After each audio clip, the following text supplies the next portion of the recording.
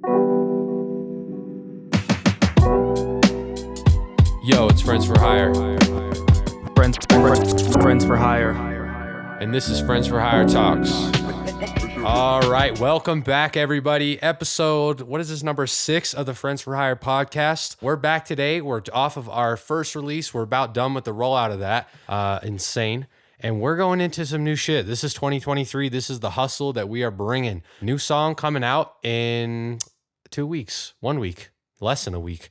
Trying to think of when this comes out. 1 week, I believe so. And sorry if I sound sick. I've been sick for 2 weeks, and we didn't record this episode in the same week as the last one, I promise. These are actually live as you listen to these, so we can't edit or anything. Yeah, so if you have any questions, just talk into your microphone and we will answer. Yeah, just talk out loud, and we're in the car with you. Your parents are going through a divorce. We got that. For real. Going through a breakup.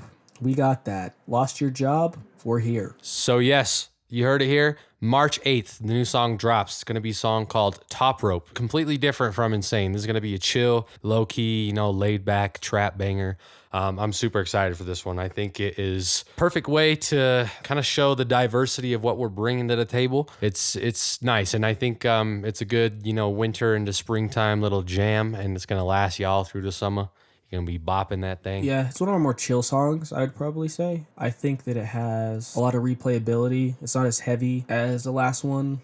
I actually ended up listening to the song for the final mix you sent the other day, and I didn't realize that, I listened to it 10 times because it just kept looping, and it was almost like a perfect loop, and it was just such a good flow throughout the whole thing that I was like, holy fuck, I've been listening to this for 30 minutes. Yeah, that's same with me. I've been testing the mix in a bunch of different environments, like different sets of headphones, different speakers, and it just I'll just start doing something and I listen to it over and over and over, and it's really catchy in my opinion. So I think it's gonna be a good year. These are two great signs of what we're doing and what we're bringing. Like I've said a million times, broken record. But without further ado, let's just play the song. First time in the world this is being aired live. Yeah, let's roll it. I'm off of the top rope. They call me Superfly, yeah. I put that on God though. I love to sit and talk. You know I gotta go. Baby, don't play dumb. Maybe that's all you know. Give them what they want, they still gunning for my soul. Give them what they want, they keep coming back for more. I'm on the top rope. They call me Superfly, yeah. I put that on God though. I've been on. So yeah, that was Top Rope. Again, mark your calendars. Go add that onto your playlist. Go add that. Go save it. Whatever you got to do. And there will also be a playlist dropping with that that has the song on it and a bunch of other songs of the same vibe. So yeah, look out for that. Go follow that. Go add that. Same with the Trap for Hire playlist that came out for Insane. It's going to be similar kind of structure to that. So let us know what we should name it. Something for hire. That's kind of the vibe that we're going with. So it all kind of makes sense thematically. But yeah, also send suggestions for songs, local artists, whoever. We want to keep building on this and keep growing it and kind of have it be a living thing. Same with the old playlist too. That's constantly getting swapped out with new stuff, and that's kind of the goal. So let us know what you think is new, what's fresh. We just want to keep it almost like a radio station, a conversation between us and the fans and what kind of music we're rocking with. Yeah, and we'll also be doing Apple gift card giveaways if we hit 1 million followers on Spotify. My lawyer just called and said there's no money in the budget for that. So oh, sorry, Microsoft gift cards. Maybe like personalized Hallmark cards is more like it. That'd be honestly kind of wholesome. I would appreciate that as a fan. Honestly, I would too. Now let's get into the meat and potatoes of this podcast. It is time for us to finally continue episode one's duo. I was gonna say trilogy, but I don't think there's gonna be a third one. Anyways, we're gonna be talking about the Grammys. Sequel, that is a word. That is the next one to the first one. Correct. But yeah, we're gonna be going over album of the year, record of the year, and then best rap album. And to be honest, I didn't listen to the other music in the other categories, but let's get into it. Let me pull this up.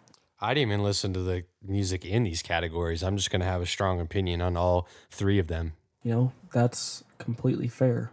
We need a little bit of bias in this because the Grammy Awards sure do have theirs. According to the winners of these lists, First off, we have Record of the Year, and in these songs, there's Don't Shut Me Down by ABBA, Easy on Me by Adele, Break My Soul by Beyonce, Good Morning Gorgeous by Mary J. Blige, You and Me on the Rock by Brandi Carlile, Woman by Doja Cat, Bad Habit by Steve Lacy, and The Heart Part 5 by Kendrick Lamar. And I already know what Ethan's winner is, but I'd like to hear your opinion. Definitely Heart Part 5 because I'm a meat writer. I think TikTok is the new radio and it's ruining music because of overplayability. And it's even worse that it's only ever like 10 seconds of a song. But Steve Lacy's Bad Habits is actually really good. I like that one a lot. Yeah, that's true. I did like Steve Lacy's Bad Habit, but I think for me, it would have probably been The Heart Part 5. But honestly, second would have been You and Me on the Rock by Brandi Carlile. Because honestly, I never really listened to Brandi Carlile, but kind of came out of left field, and I enjoyed it a lot. But who do you think the winner is? If it was like 5 years ago, I'd say Adele because that song actually is pretty good, but I don't know. It is arguably the worst song on this list, About Damn Time by Lizzo. No hate towards Lizzo. I do enjoy some Lizzo songs. The Jermaine song slaps, but this one does not. And I don't know why it won. Yeah, I feel like this is a blatant just like another TikTok moment. Like why in a minute, I mean like shut up, bro. Just like the Heart Part 5 was intense. It had some like come on, bro. I just can't even articulate a thought. The ABBA song was much better than Lizzo's. I don't know why it won, and whoever voted for it should be put in jail. Anyways, I'm going to move on before I get more angry and go on to Album of the Year, which honestly is not much better. But in the nominations, we have Voyage by ABBA, 30 by Adele. I'm not even going to try to pronounce that album because I'll be made fun of by Bad Bunny. Renaissance by Beyonce, Good Morning Gorgeous by Mary J. Blige, In These Silent Days by Brandi Carlile, Music of the Spheres by Coldplay, kind of left field, Miss From Around the Big Steppers by Kendrick Lamar, and Special by Lizzo. And can you guess? I'm sorry, remind me again. Was this rap album or just... This is just Album of the Year. Regular. Okay. Yeah, no. I already know it's Target Music. You are correct. Harry's House was the winner. And I tried, guys. I tried to listen to this album. I tried to give it the benefit of the doubt. I got halfway through, and I felt like I was listening to an AI-generated soundtrack made in 2007. Bruh. I haven't even listened to Bad Bunny's album, and I would put it above Harry Styles' album. Damn. But I have to say that my vote would obviously go to Kendrick Lamar because we're both dick riders. Heavy. But again, my second best probably would have been In These Silent Days by Brandi Carlile, and it kind of slaps. It's like folkish music. It's just the mixing and the vocals, they kind of just hit you. But Coldplay hasn't made a good album since like 2004. ABBA, I don't even really know what to say about ABBA's. Adele's was good. Beyonce's was half good. Like, I don't like her trying to appeal to the, I don't know, like poor folk. Like, she's relatable. Like, Beyonce, you've been rich for over like 3 decades now. I don't think you understand what poor people go through at this point. And so some of that just rang hollow on the first listen, but there's some catchy beats and there's some good production and good mixing. Good Morning Gorgeous by Mary J. Blige. I didn't listen to the deluxe edition. I just listened to the regular edition. I don't know why DJ Khaled was on this album. Other than that, I enjoyed it quite a lot. Had a ton of features. On the Mary J. Blige album? Yeah. That's really weird. Like, how does the guy who only has features is a feature? That doesn't make any sense. I don't know. I think he probably just produced, but like hearing his voice throughout upset me. Average DJ Khaled moment. And of course, I think the winner should have been Mr. Morale and the Big Steppers. I think that album changed my life. I still listen to it now frequently, and I feel like it was the most vulnerable out of any of these projects.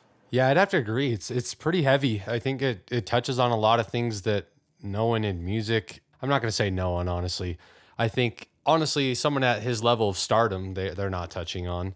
And I am very biased because I love Kendrick and I listened to all the way back to Overly Dedicated. Like, I love all of his stuff. So I feel like I have a little bit deeper of a connection than maybe just, your average Mad City humble fan would. But I honestly do think I was sleeping on the album a little bit at first because I don't think it has as many catchy songs that I was, you put on shuffle. It's more one that you sit down and listen to. But yeah, the vulnerability is just a next level. And once you get to the latter half of the album, there's just, I don't know. It actually came into my life like at a good time, and it kind of gave me a lot of perspective that I don't know if I had even just a year ago. So yeah, I don't know. I guess it is very hard to not be biased when you have such a connection to an album like that. But it would probably be my album out of the year out of all of these two. Yeah.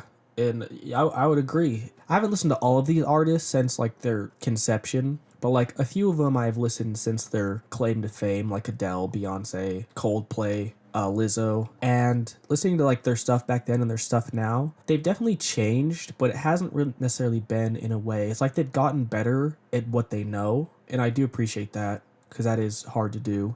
They've kind of become masters of their craft, but I feel like Kendrick has evolved beyond what he knows and has realized that he doesn't know anything at all, and that like who he thought he was not the person he wants to be, and then you just put that all in an album. And that's kind of not something you see very commonly, especially in the rap genre, of people coming to terms that the person that they were that like made them famous isn't a person that they necessarily want to be forever. They all kind of seem like their life is better than everyone else's, and like they wouldn't want to change a thing. And so it's kind of nice to see that perspective. It takes a lot of, I guess, just wisdom. I'm not even going to say wisdom, just humility and humanity to always be asking why everything, and always looking for another answer to combat the ones that you have now. And I think that's what puts Kendrick in such a place to just be so critical of his surroundings. And I'm not trying to sound like third eye open freaking cornball right now, but it honestly, being from where we're from and just, I don't know, the religious upbringing we have, just questioning your own surrounding like that and challenging the status quo is kind of a big message that I got from this album. I don't know. It just kind of spoke to me a lot, and it helps you navigate hard questions when other people just don't want to. I completely agree. But to, I guess, wrap it up, we'll move on to the last category, best rap album, kind of what we're known for. But just as a little honorable mention, basically Kendrick Lamar, not Kevin Hart. Kendrick Hart. That's such a funny combination. But Kendrick Lamar kind of sweeped every single category besides melodic performance. But I do want to see the albums for nomination. So we have God Did by DJ Khaled. Don't know why this is on here. Plenty of better rap albums that have been released. Never Liked You by Future. I don't know why this is on here. Plenty of better rap albums have been released. Come Home, The Kids Miss You by Jack Harlow. Again, I don't know why this is on here. Plenty of better things. And then basically the two nominations that I thought were actually valid were Kendrick Lamar's album and It's Almost Dry by Pusha T. But Kendrick Lamar took the win. Which is a W album too. No, it is. That's why I thought it was the only one that deserves to be on here. Like, I could have thought of so many better albums. Like, JID's album was so much better than anything DJ Khaled, Future, or Jack Harlow made. It's Almost Dry was really good. I think I've always been like a moderate Pusha T fan, but after listening to that, I just dove deep into his catalog and just started bumping everything. Like, I didn't realize how much I was missing. Like, I always knew the bigger songs and honestly, obviously all the stuff with Kanye and some clips, but Pusha T's crazy, man. He doesn't get a lot of respect, I think, because he kind of flanderized himself as like, the crack game Dr. Seuss.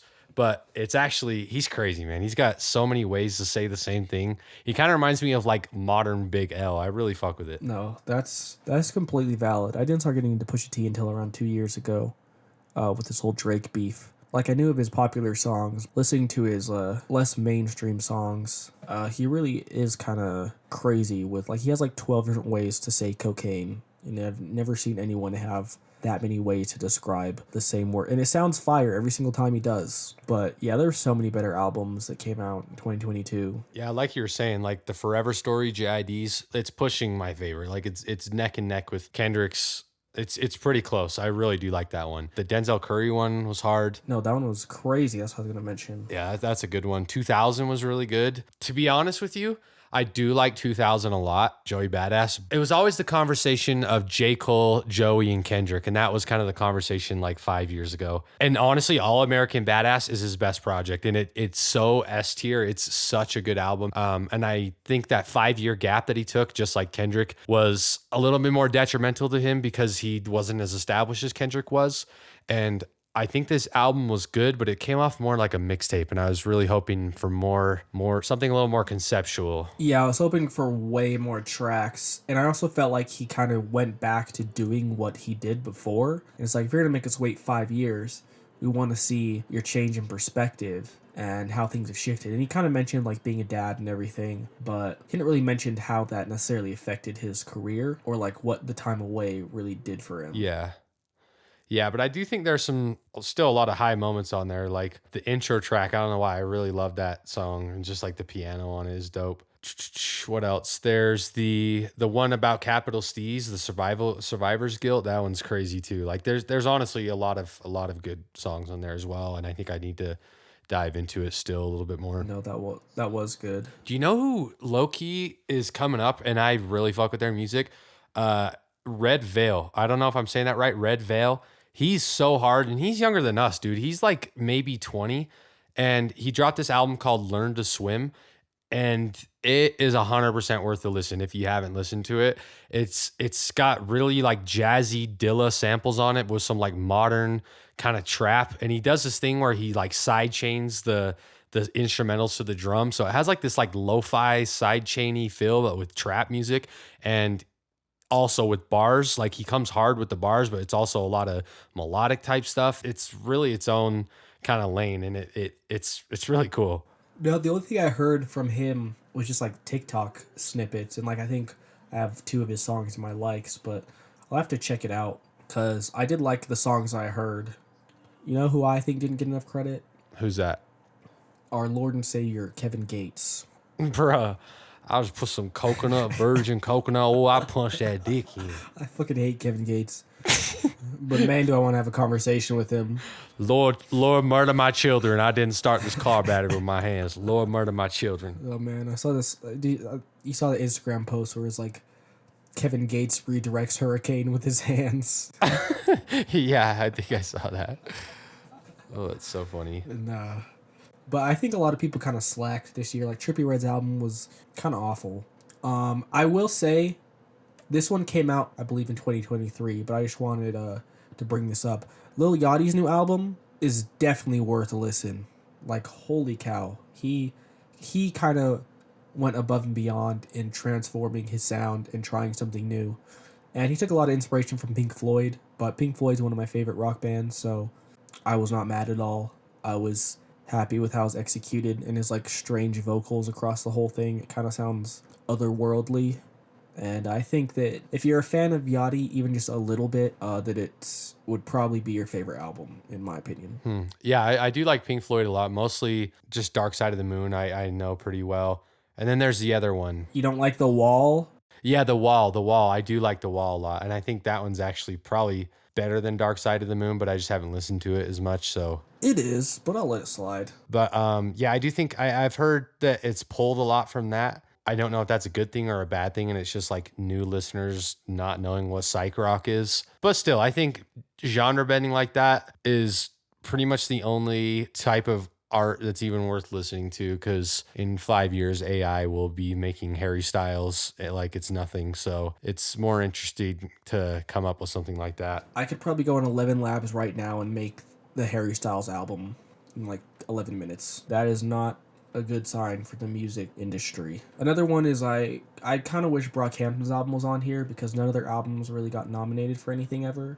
Yeah. And it kind of would have been nice if their final album at least got a nomination. Yeah, it's kind of weird. I feel like they're relatively big in the alternative hip hop kind of scene. Like you'd think that they'd be on someone's radar. Yeah. But I guess Brockhampton is too niche for the Grammys. So people who say Brockhampton's mainstream, suck my dick, because they never got a Grammy nomination. Well, I think that about wraps it up for the music combo. Not a shocking year, pretty expected of the Grammys, I guess. Yeah, pretty on the nose of the Grammys to kind of delegate all the real stuff to the secondary genres and then just give record and album of the year to target soundtrack music. Should I cue the part where Harry Styles says, "Not a lot of people like me get to win these"? Yeah, sorry Harry, I didn't realize not a lot of people like you don't get these opportunities. I'm sorry people like me keep taking them from you, Harry. Yeah, people like Ty, who no matter what genre they make, they get put into R&B. Yeah. Yeah, at the best. At worst, you get put into rap. Like, you could be John Legend, you'll get thrown into the fucking rap album. I'm surprised they didn't have fucking R. Kelly on here. Yeah, they would, honestly. But I think that about wraps it up for everything. Thanks, guys, for tuning in. Remember to check out Top Rope. Second new release this year. And we're going to keep going strong. We got music video ideas planned, lyric video ideas planned. So stay tuned for that. And follow us on Spotify, TikTok, Instagram, Friends for Hire, everywhere. Yeah. Good night. We love you. Yeah, we love you guys so much. We'll send you Hallmark cards, we promise. I made a masterpiece. Subs hitting so hard, got me shaking the street right there with you.